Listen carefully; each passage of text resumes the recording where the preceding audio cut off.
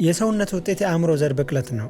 ወደ አእምሮ የገባው ደግሞ ወደ አእምሮ የተዘራው ሐሳብ ሲበቅል ሲያፈራ አንተነት ማንነት ይሆናል። በአካባቢ በትምህርት ቤት በተለያዩ አጋጣሚ ወደ አእምሮ የሚገቡ ሐሳቦች ምንድን ናቸው? ወደ አእምሮ የምታስገባውን ነገር መምረጥ፣ መልካሙን ነገር ከክፉ መለየት መቻል ያስፈልጋል። ስለ ፍቅር የተነገረው ሰው ስለ ክፋት ሊናገር አይችልም። ስለ መጥፎ ነገር ሲነገረው ያደገ ልጅ ደግሞ ስለ ፍቅርና ስለ መልካም ነገር ብትነግረው ሊረዳ አይችልም። ስለዚህ ለልጆቻችን የምንነግረው በአካባቢያችን በትምህርት ቤት የምናገኘው ነገር ምንድን ነው? ራስን መቀየር ቀላል ነገር አይደለም። ምክንያቱም ልማዶቻችን በጣም ፓወርፉል ስለሆኑ ከሂደት ከቀን እያደጉ ይመጡና ምን ይሆናል? ማንነታችን እስከሚመስሉ ድረስ እንላበሳቸዋልና ለመቀየር በጣም አስቸጋሪ ይሆናል።